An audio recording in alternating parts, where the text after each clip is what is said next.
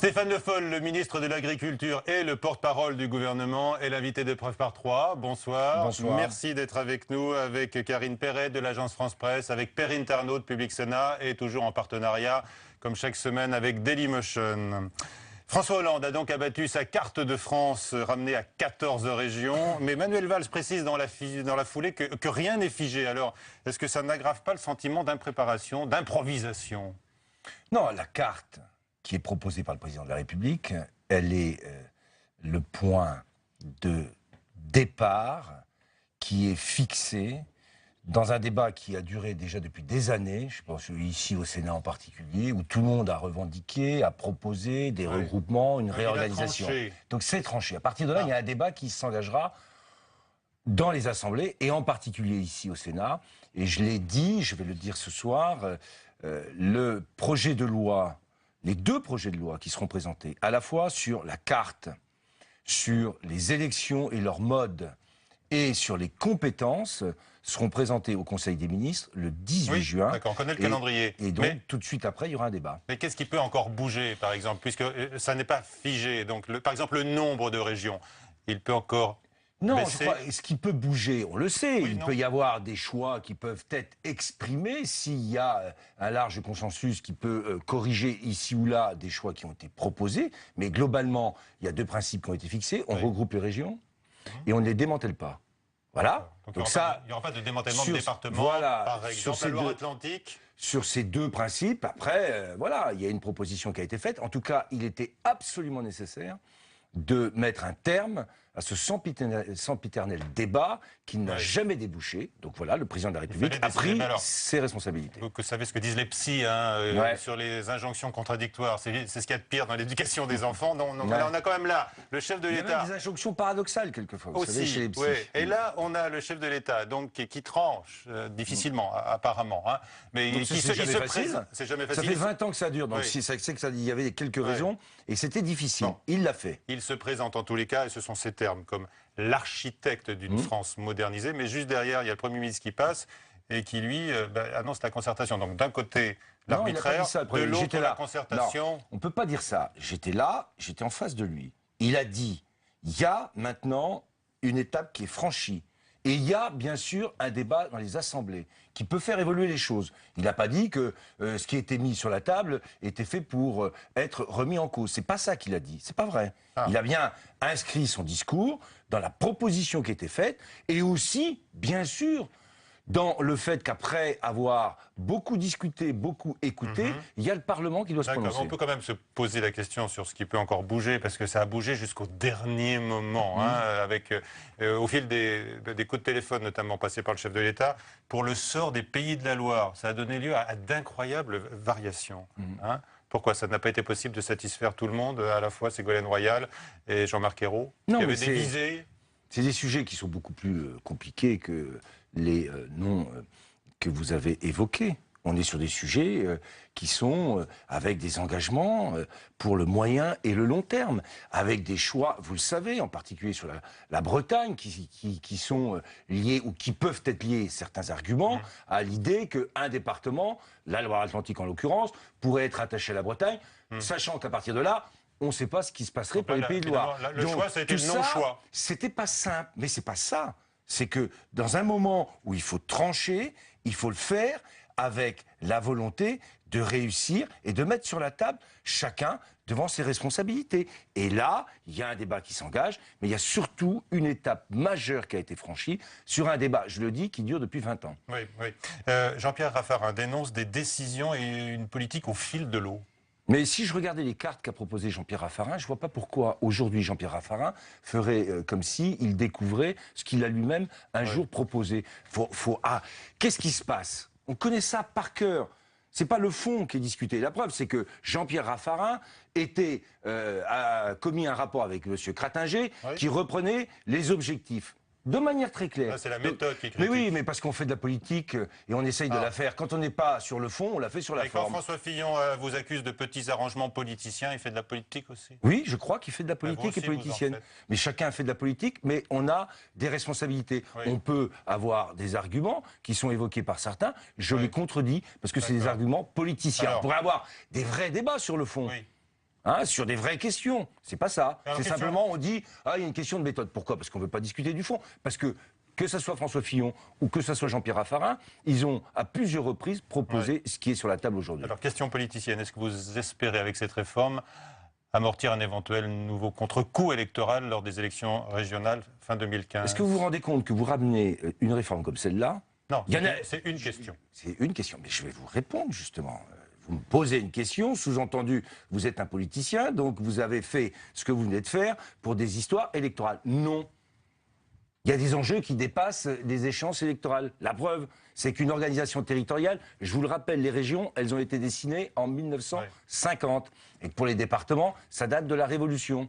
Donc ça ne se fait pas en fonction des questions électorales. Les calculs électoraux, hein, ils ne sont pas toujours payants. On le verra sans doute aux prochaines sénatoriales. Dans n'est-ce pas ces histoires-là, c'est jamais Oui. un choix qui assure à quiconque quelque majorité que ce soit. Oui. Tout le monde le sait. hein. Stéphane Le Foll, Et est-ce à que toutes vous êtes- les étapes des changements électoraux qui ont pu avoir lieu, ceux qui pensent qu'en faisant un changement et en organisant d'une telle ou telle manière avoir derrière Ils une se certitude, trompent. ils se sont Même toujours si la trompés. tentation parfois est toujours là. Enfin, est-ce que vous êtes en Non, mesure... tiens, mais là Hein je le dis à ceux qui nous écoutent, parce que vous, je ne veux pas vous convaincre, mais non, il y a un moment aussi où on peut assumer des choix politiques.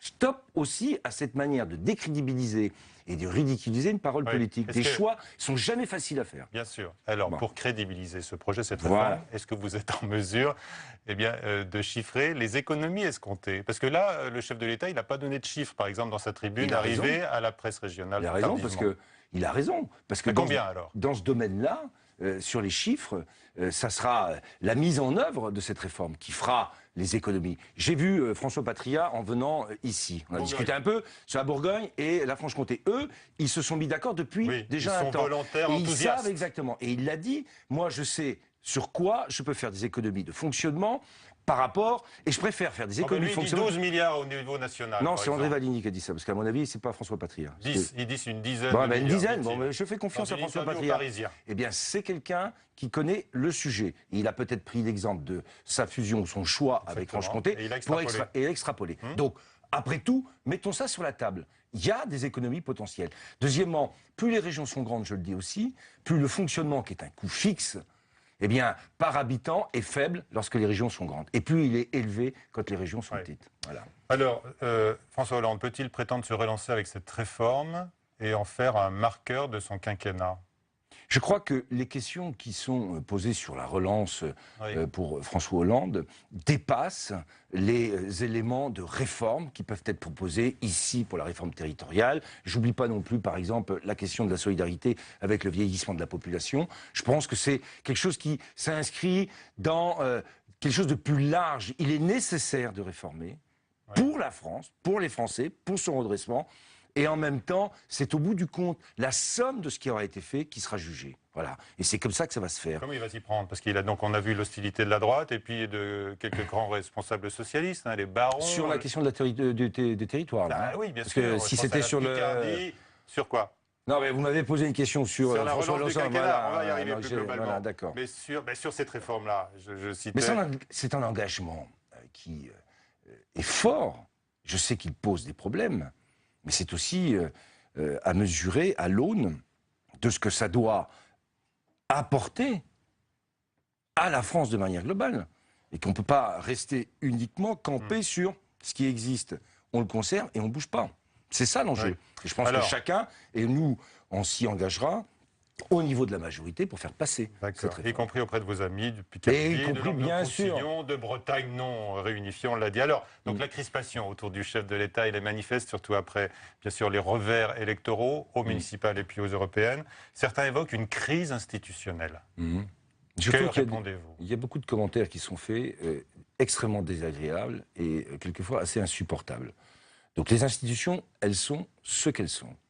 Quand il y a une cohérence, et le Premier ministre l'a très bien dit, de la majorité au Parlement, il n'y a aucune raison qu'on spécule, et qu'on en fasse d'ailleurs une actualité systématique sur la capacité à aller au bout de ce qu'a été un choix électoral qui a été fait en mai 2012 et qui doit conduire le président de la République, sa majorité, son Premier ministre et son gouvernement à faire les réformes pour une seule ambition, hein. C'est réformer notre pays et faire réussir tous les Français. la France et les Donc Français. vous écartez tout risque institutionnel aujourd'hui. Mais de manière très claire. Et tout risque de déflagration sociale, comme l'aurait dit par exemple Nicolas Sarkozy, qui parle d'une situation jamais vue sous la Ve République. Non plus, je n'accompagnerai pas ces commentaires, en particulier s'ils ont été faits par Nicolas Sarkozy, puisque je comprends aussi que derrière tout ça, certains veulent en ajouter et en rajoutent. Chacun devrait avoir un tout petit peu de sens de la responsabilité, plutôt que de tout le temps en train d'en rajouter. Et donc moi, là-dessus, je vais être très clair. Il y a un moment où on dit stop et on fixe son cap. Et est-ce que François Hollande doit le dire Mais je pense que François Hollande, retentissant et solennel. c'est moi qui le dis, Oui. le président de la République, il continue son travail. L'exode des dirigeants du CAC 40 s'accélère selon des chiffres publiés par Le Monde. Le patron de Sanofi, par exemple, il a déménagé à Boston. Mais de pareils cas se produisent chez Danone, Air Liquide et Sealer. Est-ce que ces délocalisations de grands patrons vous inquiètent?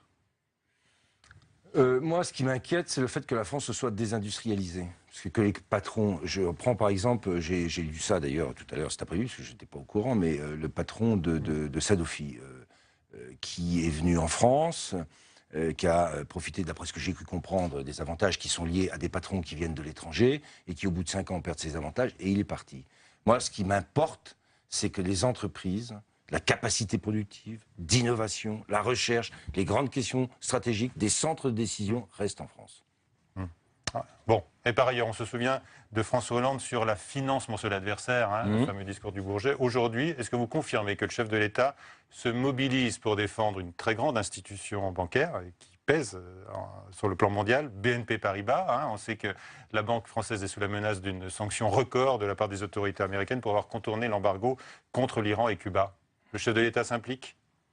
On a là une affaire qui concerne une banque. Et une banque, c'est un outil de financement. D'abord de l'économie. Et c'est ça qui a été perdu, d'ailleurs, par le système financier lui-même avec la crise de 2008. Ensuite, il y a une réglementation américaine. Et ce qui a été dit par Laurent Fabius, c'est très clair. S'il y a eu des erreurs, il doit y avoir des sanctions. Mais raisonnables. Mais elles doivent être proportionnées. Parce qu'on ne peut pas non plus accepter qu'on bascule dans une volonté qui serait là de remettre en cause l'existence même d'une banque et d'une grande banque. Une amende de 7 milliards d'euros par exemple. Voilà, est-ce que François Hollande avec cette ligne-là. Bon, et François Hollande aura l'occasion de le dire directement à Barack Obama. Je n'ai pas des d'informations particulières. Je sais que du côté du ministère des Finances et de tous ceux qui sont concernés directement, vous êtes mobilisés. Il y a une mobilisation et un suivi de ce dossier. Alors, on va évoquer quand même l'état de la majorité qui semble... Excusez-moi, mais quand même de plus en plus nerveuse. Vous avez parlé de la cohérence de la majorité il y a un instant, Stéphane Le Foll. Pourtant, on entend des critiques sur la méthode de l'exécutif. Il y a des demandes d'inflexion politique. Alors, avant d'accueillir Karine Perret de l'AFP, donc ce reportage de Samia Dechir sur cette question. Réforme territoriale accélérée, allègement fiscal pour les plus modestes. Après 2 débâcles électorales successives, François Hollande tente de réagir tout en maintenant le cap. Un équilibrisme compliqué qui sème un vent de panique à l'Elysée, avec en toile de fond une question. François Hollande sera-t-il en mesure d'être le candidat socialiste en 2017 ? Cette question qui émane des rangs même du Parti socialiste inquiète beaucoup l'Elysée, même si François Hollande, de nature, n'est pas quelqu'un qui montre et qui matérialise ces angoisses. Mais on le voit à certains signaux, qui est notamment le fait qu'il ait décidé de recevoir collectivement les parlementaires de la majorité. Une rencontre pour apaiser l'inquiétude grandissante dans les rangs des députés socialistes, même chez les fidèles du chef de l'État. Il y a aujourd'hui un espèce de blocage de la part des Français vis-à-vis du président de la République. Plus les députés seront en amont informés des grandes lignes de ces déclarations, plus ils seront les ambassadeurs pour préparer le peuple à entendre ce que veut dire le président de la République. Autrement dit, la majorité refuse d'approuver sans maudire une politique dictée par un président impopulaire. Les frondeurs sont bien décidés à pousser leur avantage pour réorienter le cap à gauche en revenant par exemple sur le gel des prestations sociales. Nous ne demandons pas au gouvernement un virage à 180 degrés. Nous lui demandons d'écouter sa majorité, d'écouter les propositions que nous faisons, que nous allons confirmer au gouvernement dans les prochains jours. Des propositions qui vont aussi nous permettre permettre de mener ce dialogue avant le débat au Parlement et pendant ce débat. Et c'est à partir de cette plateforme que nous allons nous déterminer dans quelques semaines. Les rangs des députés frondeurs grossissent et personne ne s'avance aujourd'hui sur le vote des socialistes sur la loi de programmation des finances, par exemple. Je trouve qu'il y a un petit côté velléitaire dans cette fronde et j'espère que chacun reviendra à la raison. Sinon, vous savez ce qui se passe dans les institutions de la Ve République. Une dissolution de l'Assemblée nationale très peu probable, du moins pour l'instant. Mais la rencontre entre François Hollande et les députés de sa majorité prévue mi-juin s'annonce tendue. Voilà, avec nous, donc, Karine Perret de l'agence France-Presse. Karine, bonjour. Vos questions à M. Le Foll. Oui, donc François Hollande va rencontrer les parlementaires de sa majorité comme il l'avait fait une première fois en 2013 à la Maison de l'Amérique latine. Est-ce que vous connaissez la date précise? Je ne connais pas la date. On a dit autour de mi-juin. On a dit. Est-ce que c'est pas un peu trop tard? Est-ce que le lien n'est-il pas déjà cassé avec certains socialistes? Moi d'abord, par rapport au reportage, je vais revenir à ce que j'ai dit tout à l'heure. Il y a une espèce de volonté de noircir, de durcir, de considérer qu'on est au bord du gouffre. Ça s'est répété tous les jours. Je ne parle même pas des mots qui sont quelquefois utilisés contre le président de la République par certains. Tout ça, je l'ai dit tout à l'heure, ça mérite de dire de temps en temps stop. Il y a les Français, il y a la France d'abord. C'est ça l'enjeu. Ensuite, je suis parfaitement conscient que sur les choix qui sont faits, il y a des discussions. Elles ont déjà été engagées. Et le Premier ministre a toujours dit qu'il était là pour écouter. La preuve, c'est qu'après les municipales, des choix ont été faits qui vont dans le sens de ce qui avait été demandé sur la baisse des impôts et sur, en particulier, la baisse des cotisations pour les salariés pour donner du pouvoir d'achat. Ça fait partie de la discussion. On doit respecter la majorité.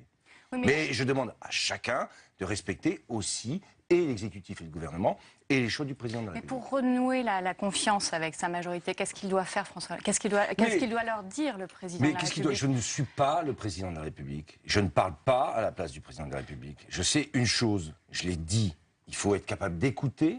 Il y a des choses qui remontent et il faut les entendre. Il faut être capable de maintenir un cap parce que rien ne serait pire que de changer tout le temps de posture, de choix, de politique. Parce que c'est la France qui est derrière. Et pour entraîner un pays, il faut avoir une détermination et une cohérence. Ça a été dit, ça a été rappelé. C'est ça que je sais. Mais en même temps, ça n'empêche pas d'avoir cette capacité d'écoute et de dialogue. Alors qu'est-ce qu'il faut, dire? Qu'est-ce qu'il faut évoquer? Je ne me mets pas à la place du président de la République, je vous l'ai dit, mais c'est ça le cadre dans lequel nous sommes. S'expliquer et s'expliquer entre nous, c'est ça qui est important aussi. Est-ce que c'était pas une erreur de dire dans sa célèbre anaphore, moi, président de la République, je ne recevrai pas les élus à l'Élysée? Donc ça, certes, à l'Élysée, mais est-ce qu'il ne s'est pas un peu cassé du groupe socialiste? Vous avez cité l'anaphore, je vous l'aurais repris si vous ne l'aviez pas dit jusqu'au bout, c'était à l'Élysée. Il y avait des réunions qui étaient régulières où tous les parlementaires venaient à l'Élysée. C'est ça qui était contesté ou contestable. C'est pas ça. Il y a des moments où on doit s'expliquer. Ça a déjà eu lieu à l'Amérique latine. C'était, oui, je ne sais plus, en début d'année 2013. Bon, écoutez, il est normal que de temps en temps, il y ait cette capacité d'avoir ce lien et cette discussion et ce dialogue. Pour rassurer les troupes, notamment sur 2017. Oui, alors on entend beaucoup on entend des socialistes dire que la candidature de François Hollande en 2017 n'est pas automatique, d'autres qui parlent de primaire pour départager d'autres candidats. Est-ce que François Hollande est-ce qu'il a une chance d'être candidat en 2017? En politique, vous savez, j'ai même vu des sondages. 3% de Français qui sont favorables à François Hollande et 26% pour Manuel Valls. Oui, je voudrais dire à ceux qui ont fait ces sondages, d'ailleurs, que j'ai connu les mêmes sondages et les mêmes sondeurs. Monsieur 3%, vous voulez dire? Ça me rappelle un certain nombre de choses. Il est ridicule aujourd'hui, ridicule de faire ces spéculations.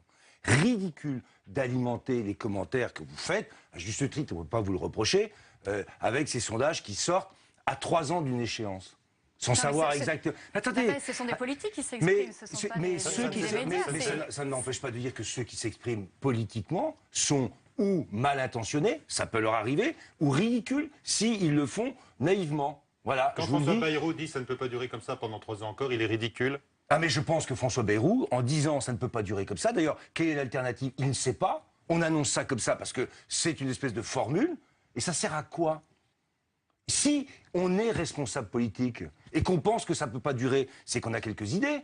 Mais ceux qui font profession et discours politique pour uniquement alerter, annoncer, déclarer et rien dire derrière, ça sert à rien.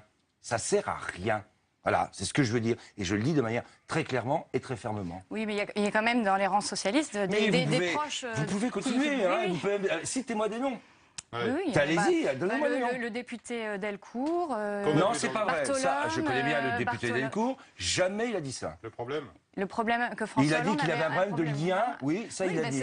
Oui, mais Guy Delcourt a dit on voudrait être informé plus tôt pour pouvoir faire comprendre ce que souhaite et ce que veut faire le président de la République. Donc il n'a pas dit c'est la fin et on va dissoudre l'Assemblée. Non, mais il y a aussi Claude Barthelone interrogé sur les déclarations de Guy Delcourt qui dit oui, par certains côtés, je ne vais pas tourner autour du pot. Il le dit. Mais je ne sais pas si les gens nous écoutent, mais reposez votre question. Par certains côtés, je ne sais pas si je vais tourner autour du pot. Oui, alors et alors. Oui, mais non, mais c'est une question qui... Quelle est la question? Regardez à La Rochelle 2012, tout le monde disait c'est sûr, François Hollande va faire 2 quinquennats, on veut tous la réussite de ces 2 quinquennats. Aujourd'hui, en 2014, des socialistes disent c'est plus le cas, la question se pose. Il y avait une forme d'euphorie liée après les élections. Elle est aussi, comment dirais-je, ridicule, parce que ridicule et explicable. Et il y a aujourd'hui à dire, je le dis et je le répète, stop à toutes ces spéculations. On est le 3 juin 2014. Les élections futures, c'est en 2017. Donc on arrête avec ce petit jeu qui consiste à demander à des hommes politiques de commenter ce qui se passerait en 2017. Ils ont pour responsabilité de faire ce qu'ils ont à faire et d'expliquer ce qu'ils font. Alors on verra si votre appel, ce stop sera entendu. J'ai une petite question. Le 6 juin, finalement, Nicolas Sarkozy va participer aux cérémonies de commémoration du débarquement à l'invitation de François Hollande. Vous êtes sûr que ce n'est pas la demande de M. Poutine? Je considère qu'ancien président de la République, il y a des invités qui sont là et ça me paraît tout à fait logique. Et je l'ai dit de manière très claire, pour ce qui est de l'agenda de Nicolas Sarkozy, il est de sa responsabilité, mais la diplomatie, il y en a une et une seule en France. Elle est conduite par le ministre des Affaires étrangères, le président de la République et le Premier ministre. Vous vous réjouissez de cette invitation du chef de l'État? Je ne peux pas faire de commentaires ni me réjouir. Je considère qu'on est républicain. Oui. Voilà. Je voulais revenir à la majorité dans l'immédiat, puisqu'on ne parle pas de 2017, on parle tout de suite du projet de loi de finances rectificative et des prochains textes qui vont arriver. Ça, c'est un sujet. Est-ce que, alors on a vu qu'il y avait donc 11 députés qui s'étaient abstenus de donner leur confiance à Manuel Valls, puis 41 qui n'avaient pas voulu approuver le pacte de responsabilité. Est-ce qu'il y a quand même une partie de la majorité qui est en front contre l'exécutif? Est-ce que c'est surmontable pour les prochains textes, notamment tous ceux qui vont mettre en vigueur le pacte de responsabilité? Non, mais j'ai bien parfaitement noté qu'il y avait des députés qui étaient radicalement positionnés. Ça fait un peu de temps. J'ai même vu. Stop aussi j'en ai vu. Pourriam Michari qui évoquait lui aussi déjà. Oui, mais il n'y a pas que l'aile gauche du PS. Oui, mais il y a aussi l'aile gauche. J'ai parfaitement conscience de ça. Il y a des gens, je leur dis effectivement, on doit être capable entre nous. J'ai connu le Parti socialiste.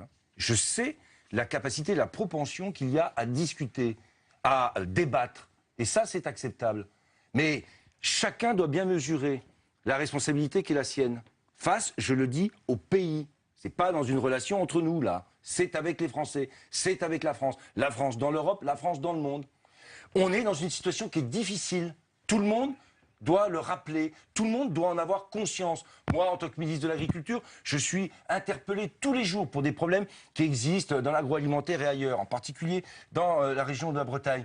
Dans une difficulté. Tous ces problèmes-là, c'est pas sous ma responsabilité qu'ils sont arrivés. C'est le fruit d'années et aujourd'hui de grandes difficultés. Faut qu'on soit capable de se serrer les coudes. Faut qu'on soit capable de trouver des solutions. Pas de remous à venir. On peut pas être sur les prochains constamment textes. dans des choix et des choses qui remettent en cause une ligne stratégique qui a été parfaitement dite et exprimée par le président de la République lorsqu'il était en campagne, je le rappelle. Et il y a eu des primaires qui ont été faites avec 3 millions de personnes, je crois, qui sont venues voter, si je m'en souviens bien.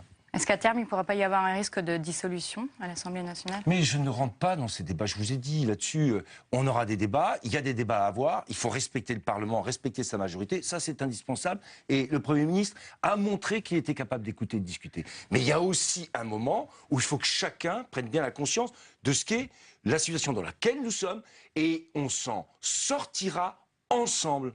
Que personne n'imagine qu'il pourra s'en sortir en jouant contre la cohérence. C'est la cohérence qui fera qu'on réussira. Dites-moi, on ne sait pas si François Hollande parlera avec cette autorité-là que vous exprimez lorsqu'il rencontrera les troupes socialistes. Je ne sais pas, je vous ai dit, moi je parle en tant que porte-parole et ministre, et je ne me mettrai jamais à la place du président de la République. Sur le tandem Manuel Valls-François Hollande, à chaque intervention, le Premier ministre assure de sa loyauté envers le président de la République. On a quand même l'impression qu'il efface un peu le président de la République. Ah, vous avez cette impression-là. Eh bien, il y a un président de la République, il y a un Premier ministre, je les vois, je participe à quelques réunions au Conseil des ministres, et je trouve que tout ça fonctionne parfaitement, parfaitement, dans la loyauté pour le Premier ministre vis-à-vis du président de la République, et dans le respect du Premier ministre et du gouvernement par le président de la République. Dernière question, Karine. La réforme pénale qui est examinée aujourd'hui, à partir d'aujourd'hui à l'Assemblée nationale, elle a été repoussée après les municipales, en gestation depuis 2 ans. Est-ce que c'est le dernier combat de Christiane Taubira? Pourquoi vous parlez comme ça? D'abord, c'est pas un combat de Christiane Taubira, même si c'est elle, la garde des Sceaux, qui défendra. Elle s'investit souvent à fond dans les textes. Elle l'a montré, elle l'a prouvé. On est dans un débat sur des questions extrêmement importantes pour les Français. C'est la question en particulier de la récidive. Et on le sait, c'est pas le dispositif législatif d'aujourd'hui qui nous prémunit, et quand je dis prémunit, d'une augmentation de la récidive. Donc il faut qu'on améliore notre système, il faut qu'on le rende plus efficace. C'est ça l'objet du débat. C'est pas de poser la question en se demandant si c'est le dernier combat de Christiane Taubira, et elle mènera ce combat avec cette idée-là, cette intention-là, de faire en sorte que cette loi améliore les choses. Après la tuerie de Bruxelles, est-ce que l'urgence, c'est pas plutôt de renforcer l'arsenal contre les djihadistes français? Mais l'urgence, elle est effectivement de renforcer notre arsenal, vous l'avez dit, que ça soit législatif, que ça soit en termes de mobilisation de l'appareil policier, de la surveillance, du renseignement et de la coopération à l'échelle européenne. Bernard Cazeneuve s'est exprimé cet après-midi et ce matin devant le Conseil des ministres. Il a été extrêmement clair. Nous combattrons ces filières terroristes. Voilà, et avec détermination. C'est un défi comme on n'a jamais connu. Jamais connu. Comme le dit le Premier ministre, est-ce qu'il faut par exemple envisager de retirer la nationalité française aux djihadistes qui rentrent, s'ils en ont une autre par ailleurs? Mais sur ce sujet, il y a des règles. Il y a des règles qui sont dans la Constitution. Ça ne se fait pas comme ça. Oui, mais moi, mon avis, c'est qu'aujourd'hui, et j'ai bien entendu ce qu'a dit le ministre de l'Intérieur, il y a un vrai phénomène avec des dangers derrière, et on doit s'organiser, mobiliser l'ensemble de nos moyens, se coordonner à l'échelle européenne pour éviter que tout ça conduise à de problèmes plus graves comme ceux qu'on a connus. Voilà l'objectif. Et sans écarter des modifications juridiques. Je crois que ça existe dans la Constitution. Voilà. Bon, sur des choix d'une nationalité, pour des raisons qui sont parfaitement encadrées, je crois que ça existe dans la Constitution. Bon, donc ça n'est pas à exclure dans ces cas présents. Mais ça c'est pas ça qui résout le problème. Non, le problème, c'est que vous avez très bien posé, c'est le danger qui existe, c'est ce phénomène, et c'est ça qu'il faut combattre. Merci, Karine. Juste un mot sur les 2 entrées au gouvernement, Thierry Mandon et puis Carole Delga, qui remplace Madame Fourneron, qui a des soucis de santé. Je crois qu'elle a des soucis de santé, malheureusement, et je lui envoie un message vraiment de soutien et de sympathie, d'amitié à Valérie. Je sais que, oui, elle ne se remet pas des problèmes de santé qu'elle a connus. Voilà, Monsieur donc Thierry Mandon. De la réforme de l'État, il n'avait pas sa langue dans sa poche comme porte-parole des députés socialistes, parfois oui, c'était un porte-parole, je crois, du groupe socialiste, qui a le verbe clair et haut. Oui, je le confirme. Et Carole Delga est une jeune députée du sud-ouest de la Haute-Garonne, et c'est quelqu'un de grande qualité. Merci. Vous aussi, vous avez le verbe haut. Vous avez encore un quart d'heure pour le montrer dans cette émission, monsieur. Eh oui, on va Ça va dépendre des questions. L'agriculture, puisque Perrine Tarnaud de Public Sénat arrive. On va parler d'agriculture qui est elle aussi confrontée à la globalisation. Le poids de l'aide communautaire aux éleveurs et aux agriculteurs français n'a guère été rappelé, il faut le dire, durant la campagne européenne. On pourra relever, c'est aussi d'actualité, que les régions ont de plus en plus leur mot à dire sur la répartition de la PAC. Le reportage de Camilla Campusano. Des épis de blé sur 300 hectares. L'exploitation de Christophe Lerebourg qu'il tient avec 2 amis. L'agriculture ici, c'est une passion transmise de père en fils pour la dernière fois. Ah ben c'est très simple, c'est que moi, si vous voulez, j'ai 4 enfants. Sur les 4 enfants, il n'y en a aucun qui veut reprendre l'entreprise. Trop difficile de reprendre les rênes, surtout avec la réforme de la politique agricole commune. Christophe va perdre près de 30% de ses aides. C'est complètement fou parce qu'aujourd'hui, nous sommes soumis à une loi de marché.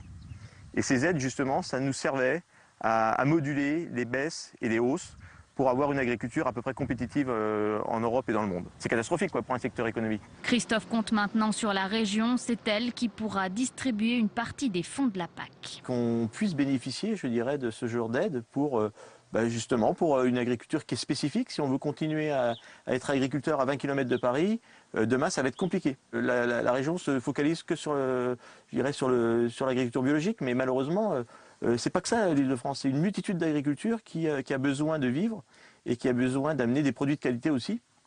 Et ça, on l'a oublié.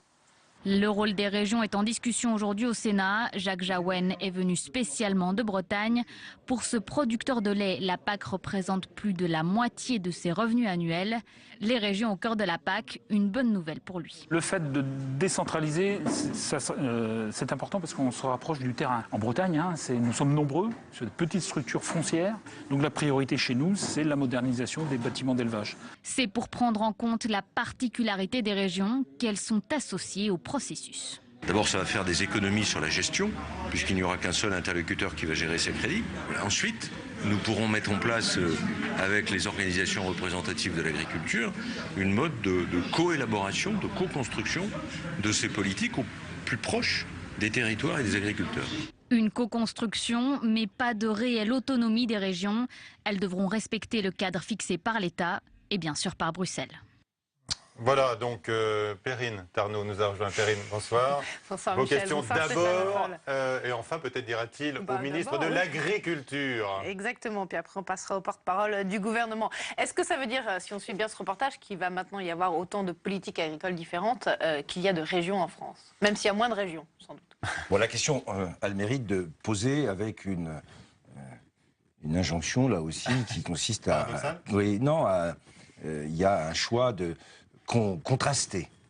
Qu'est-ce qu'on a fait aujourd'hui dans toute cette journée au Sénat? C'est justement de discuter d'une déclaration commune entre les régions et l'État sur l'application d'une partie de la PAC, pas de la totalité, c'est le premier pilier, c'est-à-dire les aides à l'hectare, elles sont toujours distribuées par l'État. Et ça, c'est le nerf de la guerre quand même. C'est le nerf de la guerre, c'est les 7,7 milliards d'euros. Et puis il y a 1,4 milliard d'euros qui sont maintenant de la responsabilité des régions.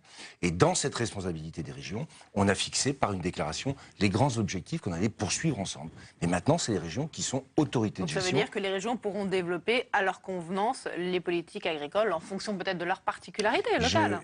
Je viens de dire qu'il y avait un accord qui était passé avec un cadre national et une application régionale. C'est vrai que chaque région, et la France a cette diversité qui est une richesse pour son agriculture, et donc les régions vont pouvoir adapter, mais en même temps, on a fixé des grands objectifs. Un grand plan de modernisation sur l'ensemble des bâtiments d'élevage. On a fixé des objectifs sur les compensations de handicap. On a fixé des objectifs communs sur l'installation et le renouvellement des jeunes. On a fixé des objectifs sur les grands choix sur l'agroécologie. Et puis, les mesures agro-environnementales ont été décidées et négociées à l'échelle nationale. Maintenant, ça s'appliquera à l'échelle régionale. Donc, il n'y a pas de contradiction entre un cadre national, des objectifs qu'on se fixe et qu'on a négocié avec les régions. Parce que c'est ça qui est nouveau. Je le dis à ce titre-là, en tant que ministre de l'Agriculture, j'en suis fier, parce que je dois être le seul ministre qui a négocié un cadre d'application d'une grande politique européenne et nationale avec les régions. Pour parler des sujets qui fâchent un peu plus en matière d'agriculture, la ferme des 1000 vaches, qui va sans doute, dont l'exploitation va sans doute démarrer au début du mois de juillet, si j'ai bien suivi. Là, on est dans la Somme. Exactement, là on est dans la Somme. Ça a rallumé la colère des agriculteurs. On a vu qu'à Rodez, vendredi, le conseiller agriculture de François Hollande a été pris en otage. Est-ce que vous regrettez que cette ferme des 1000 vaches ait une autorisation d'ouverture? D'abord, il n'y a plus 1000 vaches.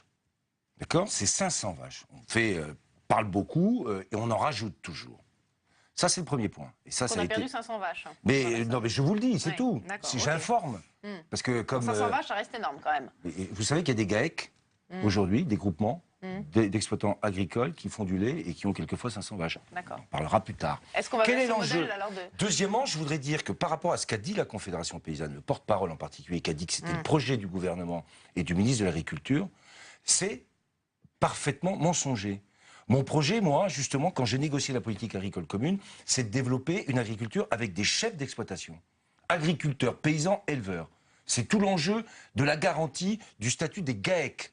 Justement, pour avoir des exploitants, des agriculteurs, des éleveurs qui se regroupent. Ça peut faire 1000 vaches, mais derrière, il y a 6, 5, 4 exploitants agricoles. Vers ce genre de modèle mais d'exploitation. on va vers un modèle économique qui soit... Mais c'est pas forcément industriel, c'est là que vous vous trompez. Ah bon? Mais vous avez été voir des stabilisations qui existent aujourd'hui sur des vaches qui oui, mais pas de 500 vaches. Mais si, mais ça existe. Il y a des choses qui existent, qui s'organisent.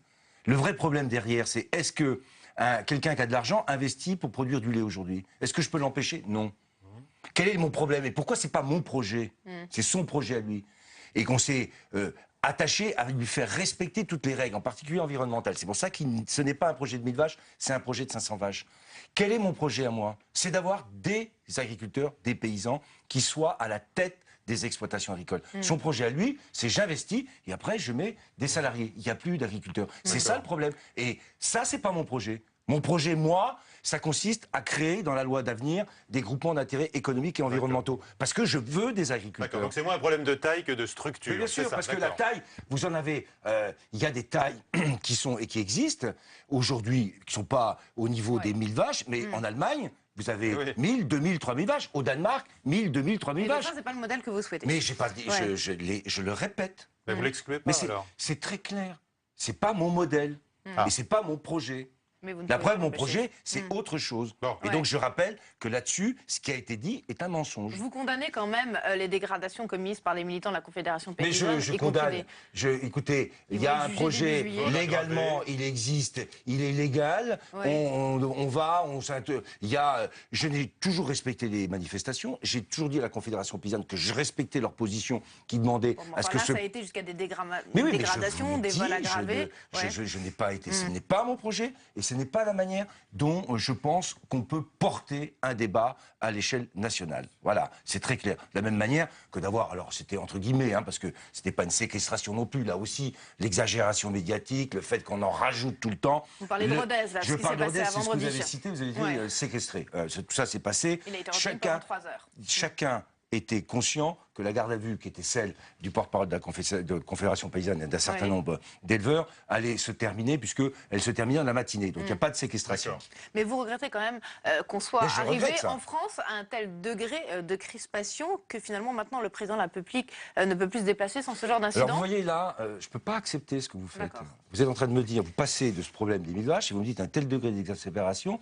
Est-ce qu'aujourd'hui un ministre peut se déplacer? Mais ce jour-là aussi à Rodez, est-ce qu'un ministre peut se déplacer aujourd'hui en France sans avoir une manif d'agriculteurs? Si vous parlez de l'agriculture, est-ce que vous avez vu partout où je vais, et j'étais hier à Montpellier, des manifestations? Il y a des problèmes, ça j'en ai parfaitement conscience. Il faut que je les résolve. Et ça aussi, je m'y emploie. Mais globalement, on ne peut pas faire, par rapport à ça, le fait de dire on ne peut plus se déplacer quand même. C'est pas vrai. C'est pas vrai. Si je regarde ce qui s'est passé à Caen, le président de la République, il est bien allé à Caen. Est-ce qu'il y a eu des manifestations? Donc, cessons de faire ces amalgames pour faire des commentaires. Il y a des réalités, j'accepte tout à fait les remarques, quand même que les commentaires. La société soit un tout petit peu crispée en ce moment? Mais pas constamment d'en rajouter. Il faut quand même que chacun, ça vaut pour les politiques, ça vaut aussi pour les journalistes, on ait un peu de sens de la responsabilité. Ça vaut pour les manifestants. Et ça vaut pour les manifestants, je l'ai dit. Et je l'ai dit, je n'étais pas d'accord avec la manière dont ça s'est passé. On est loin quand même de la société apaisée promise par François Hollande en 2012. Ça, c'est une réalité, non? C'est une réalité. Alors ça, je suis d'accord avec vous. Elle est fragile. Elle est très fragile. À fleur de peau, comme dit M. Oui, elle est fragile. Je le dis, je le répète, elle est fragile. Notre société aujourd'hui... Parce que les difficultés sont là. J'en prends parfaitement conscience. Et les votes qui se sont exprimés sont là pour révéler, même s'il n'y avait pas besoin d'aller faire ces votes pour certains, pour qu'on en prenne conscience. C'est une société fragile. Donc il faut qu'on soit absolument responsable. La fragilité, ça peut mener au pire, parfois. Mais il ne faut jamais anticiper le pire. Il faut le conjurer. C'est ça le problème. Parce que si chacun est là tous les jours pour annoncer le pire, peut-être qu'il va arriver. Eh bien, la responsabilité, c'est d'éviter le pire. C'est ça. D'ailleurs, c'est une belle manière de définir la responsabilité politique. Est-ce que vous êtes envieux quand même, Stéphane Le Foll, de voir un petit peu ce qui se passe en Italie, de voir toutes les réformes mises en œuvre par Matteo Renzi, avec finalement la popularité qui accompagne ces mesures mises en place en Italie? Et qui permet de terrasser le populisme. Vous mettez, oui, envieux, bien sûr. Tous les résultats qui sont... Mais il manque que l'Italie, Renzi arrive. Je ne sais pas ce que sera sa situation dans 1 an ou 2 ans. Il est à un moment où, je vous le rappelle quand même, Berlusconi, la droite ont disparu, qu'en face, donc, il y a ce... Pepe Grillo, voilà. Nous, en face, on a une situation politique qu'on connaît, on a un Front National, on a les difficultés qu'il faut qu'on règle, on a un pays qui n'est pas l'Italie. Mais c'est quand même pas la droite qui empêche le gouvernement actuel de réussir. Mais vous parlez de résultats, vous me dites, est-ce que vous êtes satisfait? Oui, je regarde les résultats de Renzi, j'aurais préféré faire 42%, oui, je vous le dis. Bon, voilà, vous me posez des questions, j'y réponds. Non, bon. En Italie, on a un Premier ministre qui a décidé très vite, sans hésitation. Ça fait combien de temps qu'il est arrivé? Qui a baissé les impôts. 6 mois. 6 mois. A mais tant mieux. Tant mieux. Et surtout, législation sur le travail. Et surtout, ce qui est important, c'est qu'il va s'engager sur la présidence de l'Europe. Et là, les engagements, je les ai bien regardés, je les ai lus, sur les questions sur la croissance, c'est un atout. C'est une discussion qu'on doit avoir. Et là, c'est le changement qui a été rappelé et souhaité par le président de la République. François Rebsamen vient d'annoncer qu'il y aura 2 fois plus de contrats d'avenir prévus pour 2014, plus 95 000, si j'ai bien suivi, ça vient d'être annoncé. Ça veut dire que finalement, il n'y a que la solution des contrats aidés pour gérer et trouver des solutions au chômage. Traitement social. Il y a les deux. Il y a la question des contrats et de la politique publique, emploi d'avenir, dans le secteur non marchand, dans le secteur marchand. Il vaut mieux que les jeunes soient au travail et une formation que de rester au chômage. C'est très important et je rappelle quand même que même si les chiffres ne sont pas bons sur le chômage des jeunes, c'est moins 3,8%. Bon, ça c'est un point. Mais le chômage reste la plaie qu'il faut qu'on cicatrise. Et donc on a 2 outils, la politique publique et, je vous le rappelle quand même, parce que là vous oubliez, le pacte de responsabilité et de solidarité. Le pacte de responsabilité, j'étais hier à Montpellier, je l'ai expliqué à des acteurs économiques, c'est plus de 30 milliards d'euros qui sont là, mis pour soutenir l'activité, l'investissement et l'embauche pour les entreprises. 30 milliards d'euros, plus que ça, avec ce qu'il y a sur un certain nombre de mesures fiscales. C'est plus de 30 milliards d'euros. C'est donc un choix stratégique. C'est et la politique publique d'emploi et la capacité qu'on a à redresser notre économie, nos entreprises pour qu'elles embauchent. Stéphane Le Foll, vous accompagnez depuis très longtemps François Hollande. Dans quel état d'esprit vous vous sentez, vous, aujourd'hui? On vous voit assez combatif Mais moi, j'ai toujours dans cette émission. C'est un défaut. Je suis combatif. J'ai été un sportif amateur, je n'ai pas eu de carrière professionnelle, mais c'est vrai. Je suis quelqu'un qui se bat parce que... Vous résistez à cette pression très négative, vous l'avez souligné. Moi, je résiste, et je fais tout pour faire en sorte de transmettre de l'énergie. Je vois trop de gens... François Hollande. Non, surtout pas à François Hollande. J'ai suffisamment à faire. Et François Hollande, de ce côté-là, j'ai connu des périodes difficiles. J'en ai connu. Et je sais sa capacité à résister et à se redresser et à faire face. Merci beaucoup. En tous les cas, je note que vous avez dit que les résultats sur le chômage ne sont pas bons. Ce n'est pas un discours qu'on entend beaucoup, sauf pour les jeunes, avez-vous ajouté. Oui, j'ai dit, mais bien sûr qu'il faut qu'on continue. Ne sont pas bons. Merci beaucoup, Perrine. Merci, Monsieur le ministre porte-parole du gouvernement, d'avoir été avec nous ce soir. À très vite à tous.